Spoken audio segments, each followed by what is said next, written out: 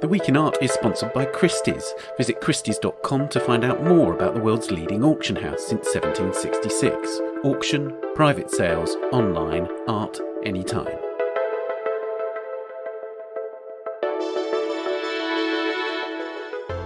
Hello and welcome to The Week in Art. I'm Ben Luke. This week we look at a much anticipated exhibition, Slavery, at the Rijksmuseum in Amsterdam. How do you tell the stories of enslaved people in a museum whose collection mostly came from a wealthy elite?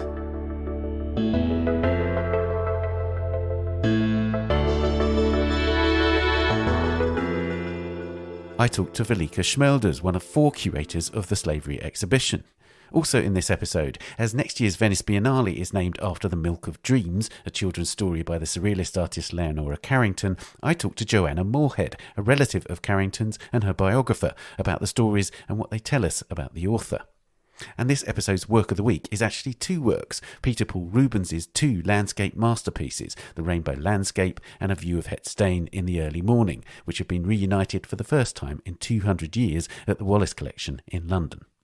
Before we begin, a reminder that you can read the art newspaper anywhere, anytime with our iPhone and iPad app. Visit the App Store, search the art newspaper, and then you can install the free app. If you're a subscriber, all the app content is available as part of your subscription. Now, many shows have been long awaited because of COVID-19 delays, but few have been so anticipated as the Rijksmuseum in Amsterdam's Slavery exhibition, which was scheduled to open last year. It's undoubtedly a landmark show for major European museums, as many are grappling with the subject of colonialism and slavery amid fierce political debate in the wake of the murder of George Floyd. The Rijksmuseum is the Netherlands' national art and history museum, of course, and the curators of the exhibition state in the catalogue that the country's colonial past has, quote, been insufficiently examined in the national history of the Netherlands, including at the Rijksmuseum. The exhibition explores slavery in the form of the true stories of 10 individuals, from the Netherlands, of course, but also from Brazil, Suriname and the Caribbean, as well as from South Africa and Asia. It tells the stories of people who were enslaved and slave owners, of those who benefited from slavery and those who battled it. I spoke to Valika Smeulders, the head of history at the Rijksmuseum and one of the 4 curators of the exhibition. Valika, this is not an exhibition that has sprung up in the wake of the murder of George Floyd. How long has it been in the planning? Yes, well, planning actually started around 2017. In the beginning of that year, our main director, Taco Dibbits, announced through the press that the Rijksmuseum would be working on an exhibition on slavery. And that's the moment everything started to come together. So we've brought together lots of people who have done research for many years. So I think the end result, what you see in our exhibition now, is the coming together of a lot of years of research. Can you say something about the think tank that's been set up? Because I think that's crucial, isn't it? That you've sought voices. There's 4 of you that are actually curating the exhibition, but you've actually gone out and sought broader voices that can contribute to the research around the show. Oh yes, collaboration is crucial to this entire project, and having lots of different types of knowledge come together. So in 2017, the museum knew that we had to have a diverse team of curators to be able to do this. So within the team of curators, 4 of us, all of us have different professional backgrounds and different personal backgrounds. So we get to talk things through. We get to put all of our knowledge together. We get to question each other, which is how you get better, how you grow. So we knew we had to bring in a think tank as well, because the exhibition talks about a large geographical area. So we talk about transatlantic slavery, but also slavery around the Indian Ocean and the traces of slavery as seen in the Netherlands. So in the think tank, you see people with those backgrounds, academically, lots of different professional backgrounds, but also we brought in activists who can tell us more about the sensitivities around this subject. How do different groups of people look at this subject? What is important to them? So the think tank helped a lot in that. And the nice thing about coming together is that together we worked on new narratives. What does this mean if you put all of this together? And then next to that, we also had lots and lots of individual contacts with lots of researchers that helped us develop the content for this exhibition. Yeah, that's fascinating, because one of the reasons I mentioned George Floyd's murder in that first question was that we've seen museums around the world follow those events by stating that they were going to take a hard look at themselves, their collections, their staff, etc. This has obviously started earlier at the Rijksmuseum. So, as you say, the plans for this exhibition have been going on for some years. Was the impetus to look at the collection or a kind of broader approach? So did you know quite early on that it would have to be an exhibition, or was the possibility that you could do it, could tell the stories you have through the collection? Well, museums, their collections, and whether they are able to talk about slavery has been an issue for a long time. And museums for a long time have said that they were not able to. And the Rijksmuseum especially, our collection is built on the collections, private collections of the rich and famous, the wealthy. So it has a strong link to 17th century paintings. Those are the basis of our collection. And then we have beautiful furniture, for example. So it was kind of a double feeling. We knew that because of the temporary, it was very crucial that it was very obvious that there's a link to slavery. And at the same time, what are you able to tell if you're only using those objects with the link to the elite? So what we did was twofold. In the exhibition, we decided we wanted to focus on personal stories of people who were enslaved, people who were the enslavers, and the voices that spoke out against the system. So to be able to speak about the enslaved, we knew from the start we needed to bring in new objects, new material. And we also worked with lots of other ways of diving into that, but I can talk more about that later. And next to the exhibition, we also worked on extra texts in our permanent exhibition that talk about the relationship between our collection and this slavery history. And that's a different approach. What we are able to convey there is very much about the economic system. It's about the products that were obtained in the plantation economy. It's about the institutions that were important back then. And you see people who were brought in from Africa to serve as servants in the Netherlands.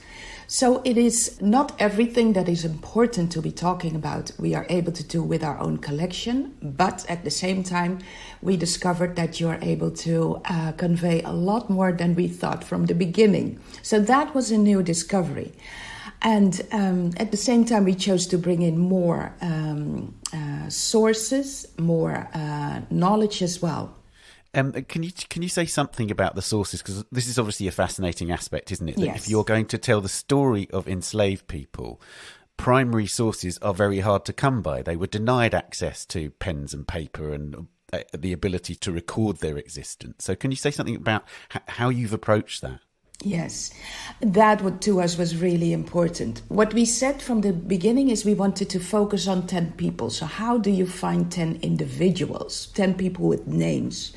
And the enslaved people were mostly treated as objects. They were not able to document their lives. So we knew we had to go into archives to find names connected to this history. But then how do you get to the emotions? How do you get to the thinking process? How do you get into the heads of the people who were enslaved? If you go through the archives, you get mostly to the people who resisted slavery, because those are the people who ended up in juridical processes. So they are described from the viewpoint of the colonizer. So to get into the emotions and what people were thinking, we needed to bring in oral history. And oral history has helped us to talk about the feelings of people who were enslaved, who were unable to protect their children, for example. So songs talk about that. Songs talk about how people felt when their loved ones were sold off. Songs talk about how people felt about the people who held them enslaved.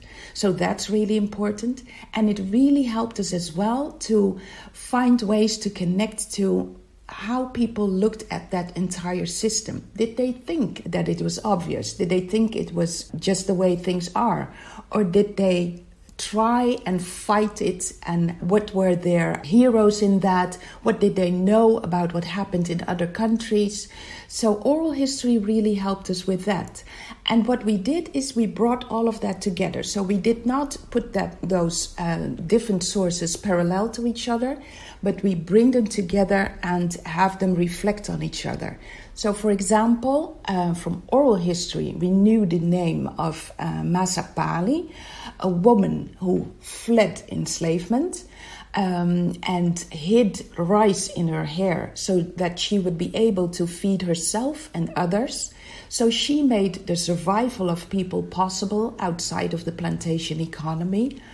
And then we had brought in a biological researcher who could tell us that this story of Masapali is really true because DNA research into that rice tells us that it is only found in West Africa and in Suriname, and not on the plantations, but in the communities of people who fled slavery. So that tells us that oral history is really true. And then we went into our depots and we looked at our collection, and we saw that on our maps you can see the places where people who fled enslavement grew rice. So it is a direct new way of connecting to our collection, of speaking about that history, which brings a lot of different narratives, a lot of storylines together. Can you tell me about Romuald Hazoumè's work in the show? What role does it play? Because it's a large contemporary installation. We really wanted to focus on our own collection because we thought it would be important to bring across that we would not be looking away from what we ourselves have as a responsibility, but we are not able to talk about what life within a ship was like, what life for the people who were taken across the Atlantic in those ship's holds, what that was like. So you needed to bring in modern contemporary art to be able to convey that. And Romuald Hazoumè has taken historical documents, a poem about a Dutch slave ship, and translated that together with the drawing of the Brooks, an English slave ship, and translated that in modern material, in a modern way, to speak about what life must have been like back then, and also to connect it to what's happening in West Africa nowadays. So he's taken jerry cans, something that you would not think about at first hand if you were to be talking about a ship. But he cut them and made masks out of those jerry cans. In this way you see faces in them, and he laid them on the floor in the form of a ship's hold. So through those jerry cans you get to connect to the experience of people in ship's holds. And the jerry cans are also a connection to what's happening in West Africa nowadays, because they are used to smuggle oil from one place to another. This is a very dangerous way of transporting oil. And an extra film next to that artwork talks about that, shows how people nowadays in Africa still live in circumstances that have everything to do with the traces of colonial history. Let's talk about some of the historical objects. There's this particular box which is in the Rijksmuseum's collection, this gold and tortoiseshell box. You know, it's been in the collection. It's a work which has been interpreted for a long time, but it speaks to the ways in which key links to slavery have not been historically acknowledged in the collection. Is that right? Yes, absolutely. The box was used to give a letter of consent to Stadtholder William IV, when he became a commander in the Dutch West India Company. And it's made of turquoise and gold, so it's really beautiful and pretty. So for the longest time, it was showed in the museum, in our permanent exhibition, as a form of art, really. And it wasn't until 2013 when one of my colleagues, Gijs van der Ham, took a second and a good look at the box that he noticed that on the lid you see three forms of trade. And one of them is the trade in human beings. So it is very much about what the West India Company was doing. Slave trade was one of them, but we have never used it to speak about that in the museum. So that has been slowly changing since 2013, and now in the exhibition we use it as the very first object you come across in the exhibition, and we contrast that with the oral history. So we show the box as a form of extravagance. It's really costly and exquisite, and it's art. And at the same time, it does not speak about what this meant to those who were enslaved. And the oral history is our way of bringing that into the museum as well. So it's the contrast that counts for us. And then, of course, there's this collar, and it has been described in the past as a dog collar, but you think it was used to effectively brand humans with, right? Yes. That's one of the parts of the exhibition that we're really proud about. It's we had to bring in new research to be able to talk about that. We've had collars in our collection. Other museums in the Netherlands have had collars in our collections, and they have always been described as dog collars. But if you take a good look at the many paintings we have of the early 17th century, you see that the collars that were worn by dogs were very different. And the metal collars are mostly worn by human beings. You see them around the necks of young African men. So we had a good look at the collar, at the coat of arms on the collar. We found a young African man in their family at the moment who worked as a servant first. Later on, he worked in the military. And we found paintings connected to those functions. So you see young boys, but even adult African men in important functions in the military, all wearing a collar. So if you bring all of that together, you just can't ignore anymore that it must have been worn by a human being. So we don't have a conclusive conclusion yet, but if you bring everything together, I think it's really obvious. Indeed. I also wanted to talk about the way that you've used works which in some ways are the most famous works in all of the Rijksmuseum's collections, namely there's two Rembrandts. You've actually focused specifically on Opulent, who's lavishly dressed woman in this extraordinary opulent portrait by Rembrandt. Can you tell us something about how now you're looking at that work and how through this exhibition you can tell her story? Well, Rembrandt is very important to the museum, and 17th century portraits and paintings are really important to us. So we wanted to know more about what other stories are we able to convey through that art. So in choosing the 10 people, we thought it was really important to also focus on gender and different positionalities. So when we found out that Opulent, her two husbands, were both related to the sugar industry, and we found out that one of her husbands lived in Brazil for a while, took an enslaved woman into his house for a while, fathered a child with her. He was brought to justice for doing that because it was a rape. So we knew that was be a perfect way of talking about the elite living in Amsterdam, never having traveled there, but still having lots of links to that economic system. And you can ask all kinds of questions. What did Opulent know? How did she feel about it? And was there anything that she would want to do about it? Or did she just accept it? We don't know, but I think it's really important to try and get into that side of a story as well. One of the things about the debate in this country in terms of looking at the history of slavery in connection with historic objects, it seems to me, is that the people that are nervous or want to shut down that debate seem to think that by looking at the history, we're trying to shut down other ways to see them. That in some way, if you're looking at those portraits by Rembrandt now through the lens of slavery, you can't also appreciate its technical powers.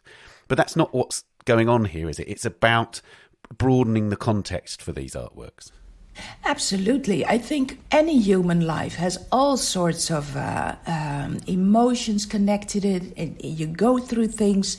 Nobody's life is perfect. So if we were to look at paintings like they only have an aesthetic meaning, it would not do them justice. So as a museum, we really want to be connecting to people in all kinds of ways, through all kinds of emotions, through all aspects of their lives, and ask questions like, what would you do if you are in her shoes?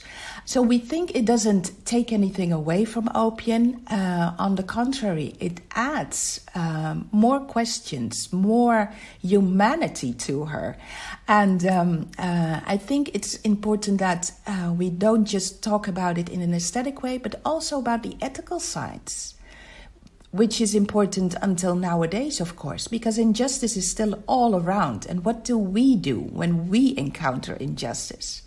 Is that, in a way, is that one of the aims of the show, to point out the ongoing legacies of slavery and also to reach out to people living in the Netherlands and beyond who are existing within those legacies? Well, we set out to create historical exhibition. So it's very much about historical objects. But we knew that this is something that is discussed almost daily in the newspapers. People are really into that part of history and who gets to own that part of history. And as a national museum, we wanted anybody connected to that history, be it through their ancestors having been enslaved or their ancestors having been among the enslavers, to find themselves, to recognize themselves in that exhibition. So what we did is we created an audio tour, which takes you through those stories of those 10 people, and all of the people that are the guides of the audio tour have a personal connection either through their family history or in a broader sense. So they talk about what that history means to them as well. So that takes you very much into the here and now and the meaning of that past and how we've actually never really come to terms with it yet. We need to do a lot more about that. So the audio tour is an important tool in that, but we also have on the ground floor of the exhibition, we have an extra space where 2 artists work with the visitors once they come out of the exhibition, and they've created 10 new pedestals, one for each of the historical figures in the historical exhibition. And in that way, all the visitors can cooperate and add what those figures did to them, what their thoughts are. So we actually create new heroes and new ways of looking into that history. That's fascinating.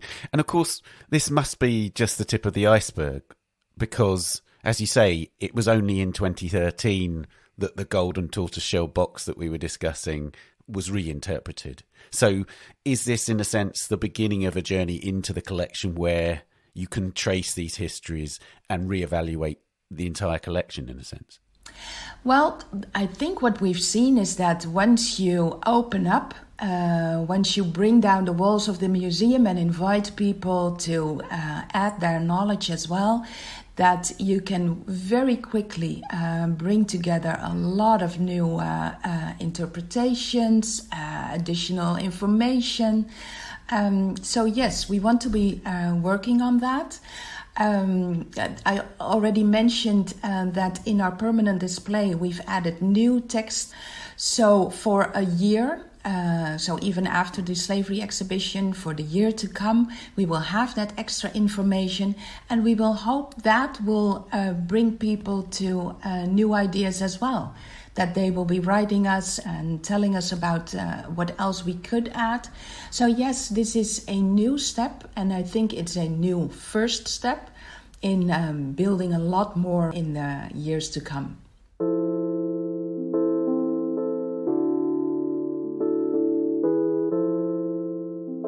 Valika, thank you so much for joining us on the podcast.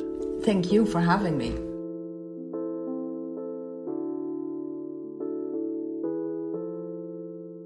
Slavery is at the Rijksmuseum in Amsterdam until the 29th of August. You need to book ahead, and Valika told me that tickets are fast selling out. For those of you who won't be able to visit the show, there are a range of resources on the Rijksmuseum's website, and the catalogue is excellent.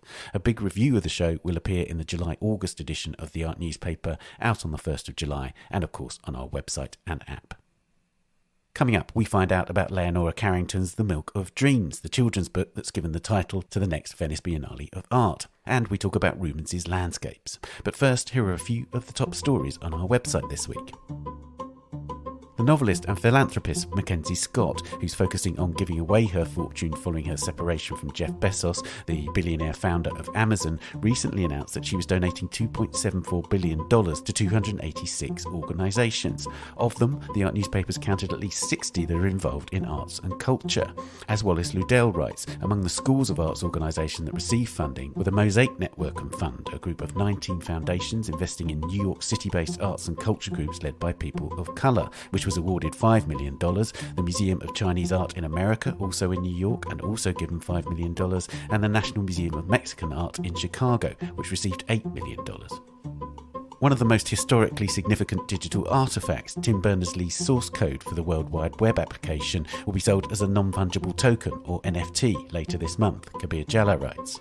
Offered by Sotheby's in a standalone single-lot online auction from the 23rd to the 30th of June, the NFT includes time-stamped digital files of the code, written by Berners-Lee between 1990 and 1991. A digital poster of the full code, visualised in Python script and signed by Berners-Lee, is also included in the NFT.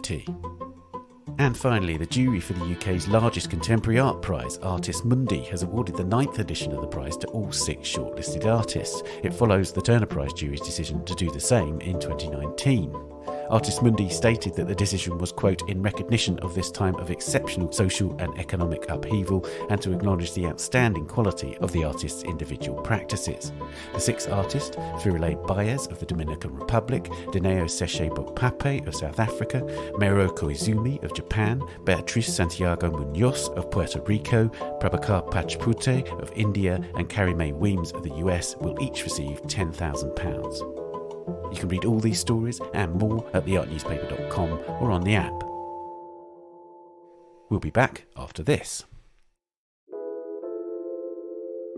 The Week in Art is sponsored by Christie's. This month, Christie's London is honoured to present the Loren Scott collection, an online sale of the renowned fashion designer's most important pieces. The 55-lot sale highlights the vision of Loren Scott's collection and the precise construction of her bespoke dresses, and illustrates how her talent led her to work with some of the most celebrated faces in fashion, film and music. Peppered with red carpet dresses and ensemble worn by the likes of Nicole Kidman, Penelope Cruz, Madonna and Amy Adams, the top lots are 2 incredibly detailed stage jackets that Scott custom designed for her long-term partner, Mick Jagger. Open for bidding until the 1st of July, proceeds from the sale will go towards funding the Loren Scott Fashion Scholarship at Central St Martin's, the University of Arts London. Find out more on christies.com. Welcome back. Now, last week we told you that Cecilia Alemani's Venice Biennale for Art in 2022 will bear the title The Milk of Dreams. She took the title from the collection of children's stories of the same name by the Surrealist artist Leonora Carrington. Joanna Moorhead is a relative of Carrington's and her biographer, and I spoke to her about Carrington, her stories, and what that might mean for the next Venice Biennale. Joanna, tell us about Leonora Carrington's story, The Milk of Dreams. The Milk of Dreams is a collection of children's stories, and these stories were the stories that Leonora would tell her sons, her little boys, when they were children. And they have recollections of a room where she'd painted and drawn some of her fantastical creatures on the walls. That's, I think, a sort of a standalone kind of memory. But what they remember is that night after night or day after day, she would tell them stories. And many years later, in a rather odd set of circumstances, Leonora's eldest son, Gabriel, was given a notebook in which Leonora had written down some of these stories and illustrated them. And that was the basis of what became published in 2013 as The Milk of Dreams. And it was Gabriel, Leonora's eldest son, who gave it the title The Milk of Dreams. And he did that feeling that what we get from our mothers is milk, is food, and Leonora was a mother who could feed her children with imagination, as well as the milk of life. She was feeding them with the milk of imagination as well. That's my understanding from him anyway. That's so interesting. What sort of stories are they? Because I think that's one of the things that people will want to grapple with. You know, we've got a Venice Biennale named after this book. What kind of stories does it contain? They're extraordinary, fantastical, bizarre, I guess, stories. They seem to be rooted in the life Leonora was living at the time, which was in Mexico. So we're talking about the 1950s. Her children were both born at the end of the 1940s. So by then she's moved from Britain. She's living in Mexico City. One of them, for example, one of the stories is a rather terrifying story. A lot of them are rather terrifying stories about a taco seller who gives the children, any children who happen to come near her taco stall, she gives them rotten meat, and then it's what happens. It's the story of what happens next. And is it right? The rotting meat can speak. Yes. The children claim that they've eaten the rotten meat, and then it turns out that the rotten meat is so rotten that it can speak to the taco seller. The meat itself, yes, absolutely. And then there are a lot of stories. I don't know if you noticed this when you were reading as well, but a lot of stories in which children lose their heads, and then their heads are often put back on their bodies, but not always, not ever, I think, in the same way that they had been before.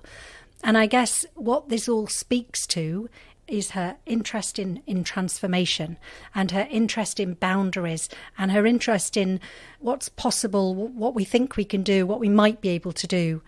She's pushing at the boundaries all the time. Whichever work you look at, I think you will find that what she's doing is pushing at the boundaries. So I guess in a way what you could say with this is she's pushing at the boundaries in a sense of children's stories. I don't know if you'd agree. You've read them as well. They're definitely on the edge. But because they have, for instance, of course, children love scatological humour, but some of it's quite dark scatological humour. There's a figure that urinates over people in the street, for instance. And I'm wondering actually how much of that we can read within a kind of surrealist rubric. To what extent can you apply surrealist ideas to these stories, and also what extent are they just children's imaginative stories in the sense that a Grimm story would be dark and fantastical? What Gabriel, who I've spoken to about this book, said to me was that he believes that his mother was somebody who thought differently about children from many people. So she didn't think that children should be shielded from bad stuff, because she thought bad stuff's going to happen in life to all of us, and we need to know that bad stuff might happen as well as good stuff. And I guess these stories are, I don't think many children would probably believe that this could actually happen, but it's painting a picture of a world in which extraordinary and strange things do happen. No part of Leonora tried to be a surrealist. It was just what she was. So she was never operating as a surrealist. She was operating as Leonora Carrington. And one of the interesting things to me is that, other members of her family who I knew were a bit more like the surrealist than you might imagine, and they were not surrealist artists. And of course, when we look at the history of surrealism, there are people who have surrealist ways of doing things, who the surrealist movement will claim from all kinds of different periods of history and spaces and times. That's interesting. And I suppose, another thing, of course, you talked about the fact that it was written in Mexico City, and of course, Breton famously described Mexico as the most surrealist country. And I wondered to what extent Mexico was an influence, do you think? Yeah, well, Mexico is a huge influence on Leonora. And in a way, the way I quite often think of it is kind of almost overload for Leonora, because she'd had this extraordinary set of adventures in Europe as a young woman involving the war and a love affair with Max Ernst and all sorts of things going wrong. Her lover Max being taken away, and then she ends up in an asylum, and terrible things happen to her there, and then she's again separates herself from her family. So all these extraordinary things happen to her. And then she takes a boat across the Atlantic and, by a series of yet more adventures, finds herself in Mexico. And as you rightly say, when André Breton visited Mexico quite a few years earlier, he had said that he felt it was the most surreal nation in the world, because a lot of very strange things happened to him, actually, which are in themselves fascinating. And I think that certainly my many travels in Mexico, Mexico is a wild and wonderful and surreal country. It just is.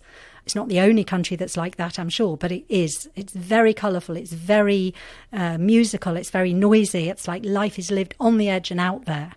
And I think that for Leonora, the way I sometimes describe it is she arrived laden with these, if you like, suitcases packed with experiences. And what she was then going to do, so she arrives in Mexico in her mid-20s, let's say, and she's going to spend the rest of her life, and she didn't die until her mid-90s, kind of unpacking these suitcases, and they're the raw material for much of her art, but not all of her art, of course, because then there's the huge experiences of Mexico, where, of course, there are fascinating things happening there in the art world. When she arrives there, Frida Kahlo's still alive, and she gets to know Frida a bit. Diego Rivera's there, the other muralists and so on, and many, many other artists. So it's almost like there's so much happening on every front for Leonora, but definitely Mexico seeps into her work because she was a curious woman who was interested in what was going on around her. Tell us about the illustrations in the book, because they're wonderful. They're very sketchy, aren't they? And this lovely sort of fluid sketchiness. There's a character called Signor Mustache, for instance. You know, and there's a wonderful freedom about the way she's translating her stories into images. Yeah. Absolutely. Well, as you say, there is always that sort of fluidity and freedom, I think, in her painting and her visual art. And I think that these obviously are a bit different because she's sketching or drawing quite quickly. My understanding from Gabriel is that she was sketching the creatures and the characters as she told the story. So this was part of the deal for these kids, that they get a bedtime story and the drawings, you know. And I can imagine that that's how she would have operated. And that, again, is something that's very true to who Leonora was. You know, she always lived in a very real way. This will be very real stuff for her. Tell us about that relationship with family, because it's such an extraordinary story. And so her relationship with her own childhood and then translating her experiences into being a mother and everything else, it seems to me that would have been really important to her, because it is an extraordinary story, hers. Yes, I mean, she grew up in Lancashire in an interesting family, a family that had lots of money, a nouveau riche family. And her mother, who was my great aunt, I think had big ambitions for her because she was the only daughter, and on her marriage rode a lot for the family. Leonora didn't want that kind of life. She felt stifled and she felt held back, and she felt that she would never be able to flourish as the artist she always knew she was in that family. I mean, this is me saying this and not Leonora, but when you give up, which is what Leonora went on to do, she gave up her connection with her family effectively. I mean, she left in 1937, first to go to Paris to join the Surrealists, and then through this trail of adventures ended up in the mid-1940s in Mexico, where she pretty much was rooted for the rest of her life. So she pretty much cut herself off from her birth family. And there were close relationships that she left there, particularly, I think, with her mother. Her relationships with her brothers were mixed, you know, some easier than others. But it's a lot to give up, to cut yourself off from your family. And I think that was hard, very hard for her all her life. So she didn't marry the man she went to Mexico with. He was a poet called Renato Leduc. They separated, but then Leonora met a Hungarian photographer called Csiki Weiss. And with him, she had her two sons. She then had another family in Mexico, the family that she was the mother of, and I think they were hugely important to her. I mean, she would have continued a relationship with her mother, but her mother died in the 1970s, so Mexico was a lot further away in the 1940s than it is now. You know, you can't just hop on a plane and be there in 9 hours then. But you've spoken to Gabriel, her son, about The Milk of Dreams, his title, being used as the title for the Venice Biennale. What did he make of it? I think he feels very excited and thrilled that that the Biennale organisers are using the title. I mean, I don't want to put words into his mouth, but I think that he feels, and Leonora's younger son Pablo would also feel, and anybody who's championing Leonora's work would feel, that she didn't get enough recognition in her own lifetime. And as the Guerrilla Girls famously said, a lot happens after you're dead if you're a female artist. So Leonora lived 94 years and she's been dead for 10, but her legacy is still in its infancy. And I think something like the Venice Biennale, with its reach, and people Googling, who read the curator talking about The Milk of Dreams, the title, what it means, and then people Google Leonora Carrington. It's interesting because someone on Twitter who, like me, has been writing about her for some time was saying when she started writing about her, and this is true of me as well, 15 years ago or so, whenever it was that I wrote my first piece, or if I talked to people about Leonora Carrington, they would confuse her with Dora Carrington. Now that hardly ever happens anymore. So that's got to be a good thing. Right, absolutely. And I think the Biennale will bring her to more attention. Hope so. Yeah, indeed. What has Cecilia Alemani said about how the title relates to the themes of the show? What I've read that she has said is that it's more the idea that relates to the show, is my understanding. And the idea that I think she's interested in relating to the show is the thing that we were talking about earlier, which is this idea that the world of possibilities is a lot bigger than we often think it is. And I think that's something that Leonora's work is all about. And in a way, this is a very compact example of that philosophy of Leonora's. If you look at any painting by her or any sculpture, I think you see that they're all about possibilities that we may not have thought of as being possible. And Leonora just had this kind of mind that meant that she could see possibilities where many people can't see possibilities. And I think that that's what the curator of the Biennale is interested in, because that's very much what art should be doing, isn't it? Absolutely. Lastly, I wanted to ask you about your own personal experience of meeting Leonora, because you almost didn't, right? I mean, you met her 5 years before she died, and even that happened almost by chance. Is that right? Well, what's by chance in the world of surrealism? Very surrealist concept, yeah. I'd always known when I was even quite a young girl that there was somebody in my family who that some scandal had happened and she disappeared, and I was always interested in her. But when you leave your family, you leave a lot of wounds on that side as well. I think it was very painful still in our family that Leonora had gone. So it was very difficult for me to find out the story, and it was a chance meeting in 2006, I think it was, with a Mexican art historian that kind of introduced me to who Leonora was now and set me on the path to going to Mexico to meet her. And I'd thought that I would just write one piece for The Guardian, the newspaper I mostly write for. But when I met her and when I'd spent a few days with her, I realised it was about a lot more than that. And she threw open her arms to you effectively, didn't she? It wasn't like, you didn't encounter her as somebody who was suspicious of you, even though you were from the family that she'd left behind. She welcomed me, and I think she wanted to know a bit about me. She was very interested in getting a subscription to the Guardian International Weekly, I remember. So we spent a lot of time the first couple of days organising that. There were a lot of things she didn't know about our family, like who a particular aunt had married, or what had happened to this person or that person. So I kind of felt that it wasn't the very end of her life, and I was so lucky. I mean, she was 89 when I got to know her.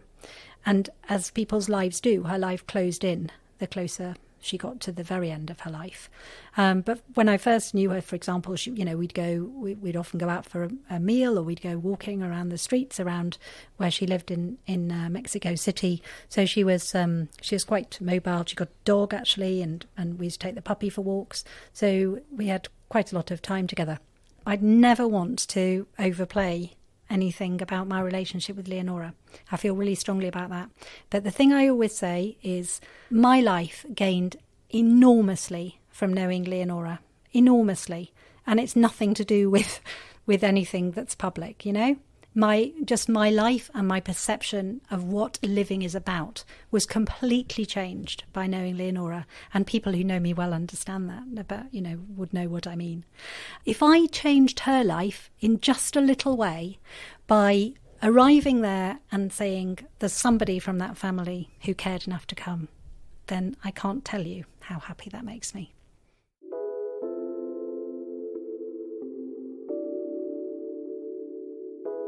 Joanna, thank you so much for joining us on the podcast. Very nice to be here, thank you. The Milk of Dreams by Leonora Carrington is published by New York Review Children's Collection and priced $17.95 in the US. You can read Joanna Moorhead's article on The Milk of Dreams on our website and app, and Joanna's book, The Surreal Life of Leonora Carrington, is published by Virago, priced £10.99 in the UK in paperback, and the Kindle version is currently available for £3.99. And finally, it's time for Work of the Week. The Wallace collection in London has just reunited two of Peter Paul Rubens' landscapes for the first time in 2 centuries. It's part of a swap with the National Gallery in London, which saw Titian's Perseus and Andromeda heading to the exhibition of the Venetian artist Poesia at the National Gallery last year. The National has sent their painting, A View of Het Steen in the Early Morning, to join the rainbow landscape at the Wallace, and I spoke to the Wallace's director, Xavier Bray, about this Rubens reunion. Xavier, what stage of life was Rubens at when he painted these pendant pictures? He had just brokered a peace treaty between Spain and England. He had been a very illustrious ambassador, as well as being a painter who'd travelled all around Europe, from Spain, via France, Paris, London. So highly successful, but I think he needed the rest. He knew it. His big aim was to return to Antwerp and buy a country house, which he did. At Het Steen, just in between Antwerp and Brussels. And by 1635, he'd settled there with his young wife, who was 16 years old, with whom he had 5 children. And you can tell he was extraordinarily happy. The studio was working away in Antwerp. He would send letters back to find out how things were going, but always with a bit of time to ask, send over a bit of good wine and a few pears.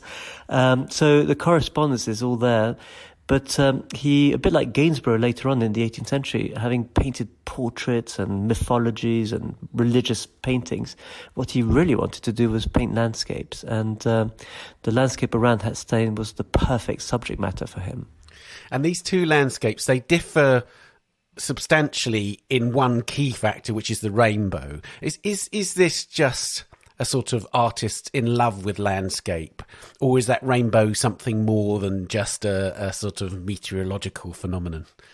That's a good question. The title of the Wallace painting is The Rainbow Landscape, because we all sort of focus on the rainbow, but the more you look at the picture, the more you realise that yes, there's been a massive downpour, everything's moist, and as the big heavy cloud is going past, a rainbow appears. And there is definitely a sense of wanting to capture that meteorological moment. But at the same time, it's a sort of daily scene of people going back to the harvesting of the wheat. The ducks come out from their sort of provisional shelter and cross the ford again, and life resumes. So there's a mix of meteorology, there's the sense of time passing and peasants of work on the land, but there's a real celebration of an estate. And I think this is the key that we've sort of slowly realizing, is that as he bought the estate of Het Steen, he became the lord of the manor as such, and had the land, a specific acreage, which he would oversee. So I think there's a sense of also wanting to document the land that he owned and looked after and made sure that would flourish through his good oversight. And is it still idealised, or is there a sense of reality in it? Well, that's been the continuous question that art historians have asked themselves. Is this an idealised landscape? That part of the Brabant is pretty damn flat. And actually, when you look, you sort of see little hillocks and you wonder, God, what's going on there? And very recently, we had this wonderful international symposium online at the Wallace, and an art historian from Antwerp had recently looked at maps of the 17th century and was able to locate pretty much the villages, the churches, the windmills very precisely. So there is topographical accuracy there with a touch of artistic license. I mean, he's fascinated by aerial perspective. That's what he wants to get. He's seen Titian at the Royal Palace in Madrid. He knows that by making it bluish, you can have that sense of distance, but you do need a bit of height in order to keep the eye looking out into the distance. So he's slightly elevated the landscape in order to do that. What was the status of landscape painting at this time? Because we hear about the great genres. You know, in Rubens' time, were those genres established? To what extent was landscape a tradition even at that stage? Well, landscape as a genre in itself was sort of beginning, really. I mean, you had Pieter Bruegel the Elder, and earlier on in the sort of mid-16th century with those wonderful landscapes. But there was always a sort of sense of a thematic, and it could be the seasons or different moments of the day. So there was always a sort of significance, an attachment to the landscape. Here, we do have the sense of wanting to capture a landscape for the sake of capturing the landscape. And we do have these wonderful drawings and sketches by Rubens that suggests that he must have gone out into the open air to paint what was before him. So you could say that these are relatively early depictions of the great landscapes as a genre that would, of course, develop much more in the 18th and 19th century. And indeed, Constable was absolutely obsessed by these two pictures, the rainbow landscape and the early morning view at Het Steen that's now at the National Gallery. Where would Constable have seen them? Because that's the other interesting aspect. Of course, the images themselves are extraordinary, the paintings themselves, but of course there's a sort of museological and the provenance question. So where would Constable have seen these two pictures?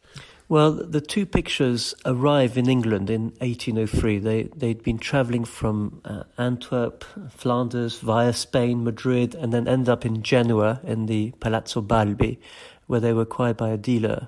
And the early morning at Het Steen was sold to Mrs. Beaumont, who gave it to her husband, George Beaumont, who would eventually give his pictures to the British nation, and hence the early founding of the National Gallery. So that picture, there is no doubt that Constable would have known extremely well from his visits to the National Gallery.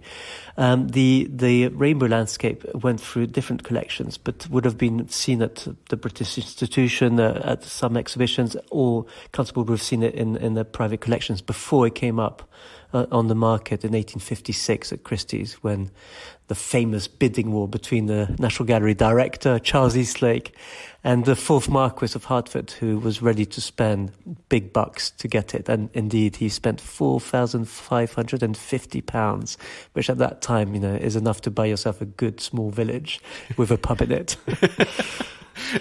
Tell us about how much they were important pictures to Rubens, because of course he was a man who was an extraordinary marketeer in a way for his work. He was an amazing self-promoter. He was a brilliant creator of pictures which flattered his patrons. But here are pictures that he kept for himself. Is that right? Yes, I mean, that's what we presume. They were recorded between Het Steen and his home in Antwerp, but it's highly likely that they were done for his own satisfaction and enjoyment.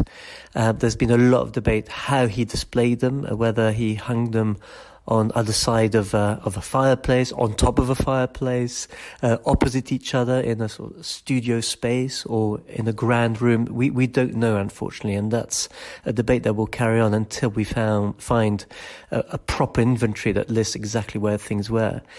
But there is no doubt that he did them for private enjoyment and to impress visitors to either Het Steen, where they might have hung. So you would have entered the manor house and then seen the landscapes and then maybe peered through the windows and seen the sort of evocation of those landscapes in paint, or it's been proposed that he took them back to his Antwerp, which is now the sort of house museum, but to his sort of studio, and where he would have enjoyed Het Steen from the city. So he would have brought the countryside back home in the city atmosphere.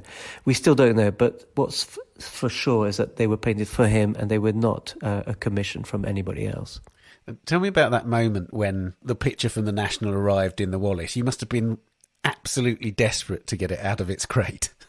Yes, we were. It was they're both very heavy pictures because they comprise of about 20 different bits of panel, which is extraordinary, really. And in the exhibition, we have a film that explains how these were made and how he, started with a smaller composition and then added more panels and then added yet even more panels to make these large compositions. So they're impressive in terms of size.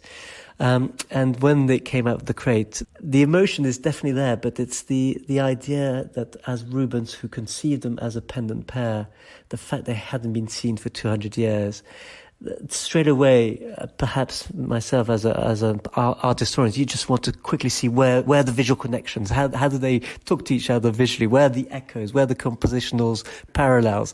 And it is a visual feast, game, whatever you want, and that's what's so impressive. We've decided to hang them opposite each other, and what you get is that you stand in the middle and you can just basically look one side to the other and just see how he uses diagonals, triangular compositions to make them balance each other and yet be so different to each other. Each one of them has a different mood, a different emphasis.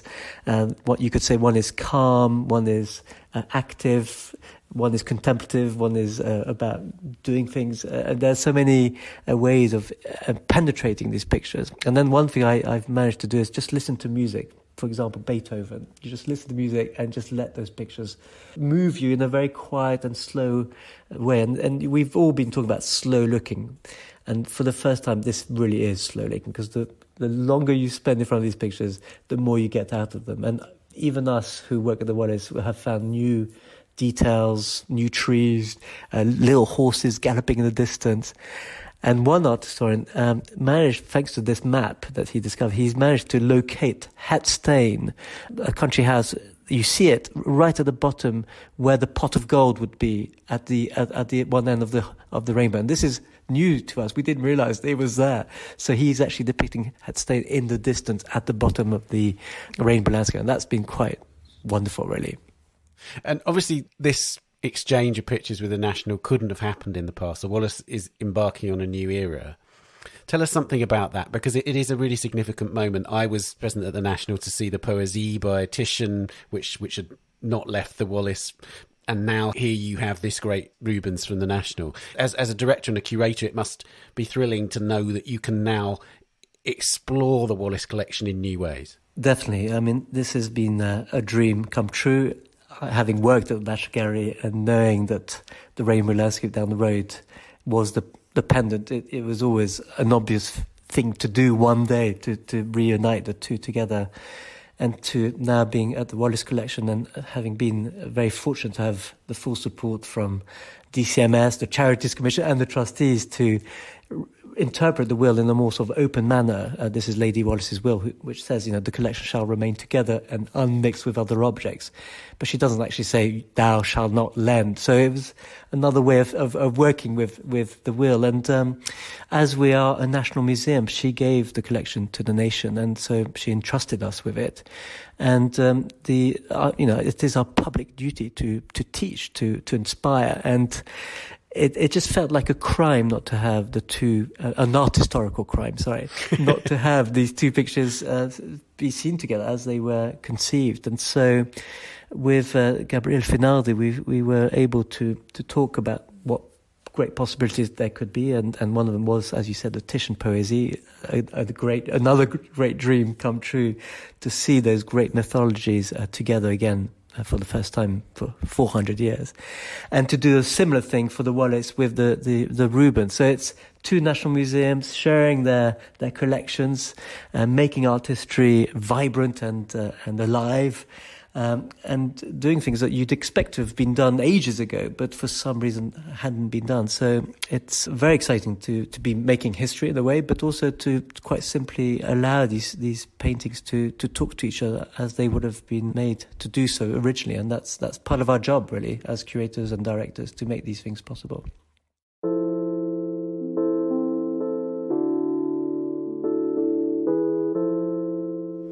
Xavier, thank you so much for telling us about it. Pleasure.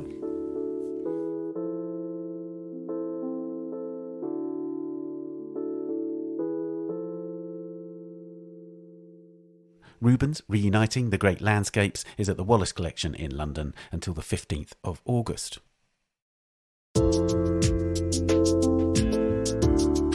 And that's all for this episode. You can subscribe to The Art Newspaper at theartnewspaper.com. Click on the subscribe link at the top left of the page and you'll find a range of subscriptions. And do subscribe to this podcast and our sister podcast, A Brush With, in which I interview artists about their influences and cultural experiences, if you haven't already done so. And please give us a rating or review if you've enjoyed it.